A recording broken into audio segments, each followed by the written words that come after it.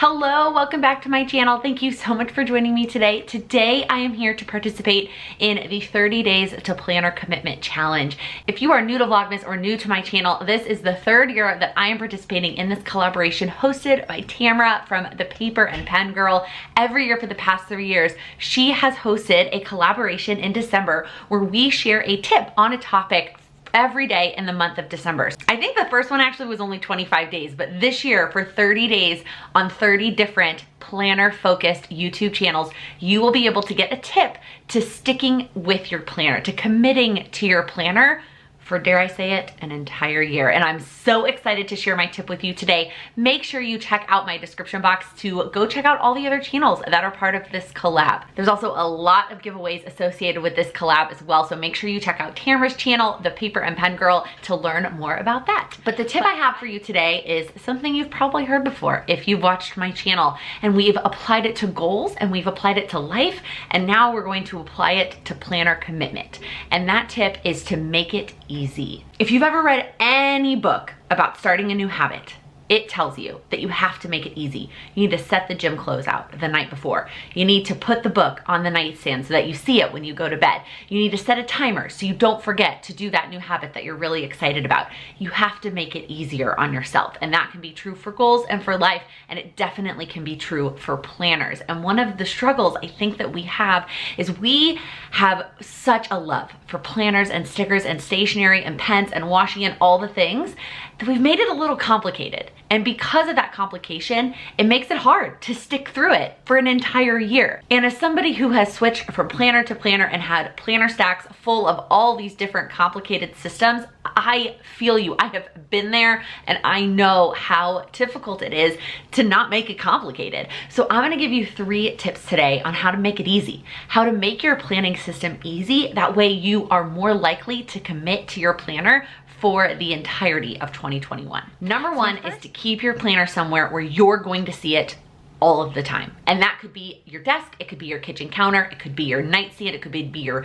makeup dresser, it could be wherever you look every single day. That is where your planner should live. So for me, that's my desk. I have an acrylic desk stand that I got on Amazon, and my most used planners, my planners that I want to look at every single day, I keep them in that stand. And every time I sit down on my desk, there's my planner. And it makes it really hard to ignore my planner. So put your planner somewhere, give it a home, make sure that it is somewhere where you are going to see it every single day and hard to ignore. Number 2 is to limit the amount of supplies that you're using. I get it, stickers are amazing, and I have binders and binders of stickers and drawers of washi, but at the end of the day, the more complicated that we make the setup of our planner, the less likely we're gonna do it, the less likely we're gonna stick with it, and we're gonna feel overwhelmed, and that's when we feel like the solution is to just pivot to another planner. So my advice is to just put away some of the stickers, put away some of the washi, and simplify what you're using to make the planning process of setting up your week or your day easy. That's the key here. The less time and the less overwhelmed that you feel to actually sit down and set up your planner, the more likely you are to do it, which is why in my daily planner, I actually don't use any stickers.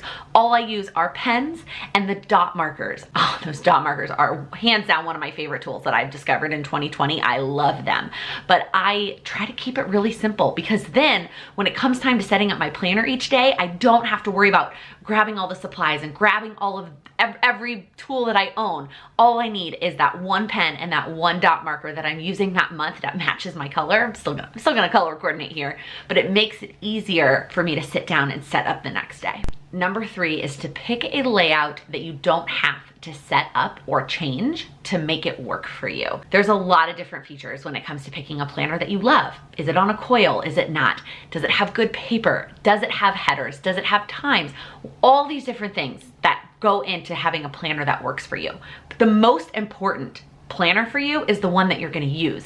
And the one that you're gonna use is the one that is easier to set up. And so having a layout that you don't have to change, a layout that you don't have to retime, a layout that you don't have to add headers to, whatever that looks like for you, if you have a layout that you're constantly changing every single week, committing to that planner is gonna be really, really tough. So think about choosing a layout where you don't have to change that. And some days that might mean it's not the perfect layout, but if you are finding yourself changing the layout every single day or every single week, you need to pick a different layout. And there are so many options out there in the planner world now that I truly believe that you can find something that works for you in terms of a layout. Because in my opinion, that is the most important feature of the planner. I mean, paper is important to me. Obviously, you're not new here, a coil is really important to me, but the layout is gonna keep you in that planner consistently for the entire year. And the less that you have to do to change that layout, the less you have to do to make it perfect for you, the more likely you're gonna stick with it. For me, my go-to layout that has changed my life is my Plum Paper Daily. And when I first ordered it, I got it without headers because I thought, well, I want to be able to change the headers every single day to make it work, because maybe some days I won't need this extra header and some days I'll need this one, and I wanted that flexibility. But let me tell you, writing in the headers every day made setting up my planner more difficult and more work and more time. And so there were days that I just wouldn't do it. So when that planner ran out and it was time to order a new one, I got the headers pre-printed because I knew that even though some days I don't like the header that's there and some days it's not perfect, but I know that for me, having those headers pre-printed makes my planning easy and makes it way more likely that I'm gonna stick and stay committed to that planner for an entire year, or at least through the end of that planner. So that's it. I hope that those tips were helpful. I hope that you find a planner layout and system that makes things easy for you, that you are going to look at every single day in 2021 to make sure that you accomplish all of your goals. If you are new here, welcome. Please click that subscribe button. Here on my channel, I am focused on helping you achieve your goals through planning and organization. And I upload new videos every Monday, Wednesday, and Friday, every day here during Vlogmas. Don't forget to check out the description box to see all of the videos that have been uploaded so far and all of the videos left to come in the remaining of the month. And thank you again to Tamara for putting together this collaboration and for inviting me to be a part of it. I am so honored to be a part of this collaboration with all of these amazing content creators. Thank you so much for watching. Happy planning.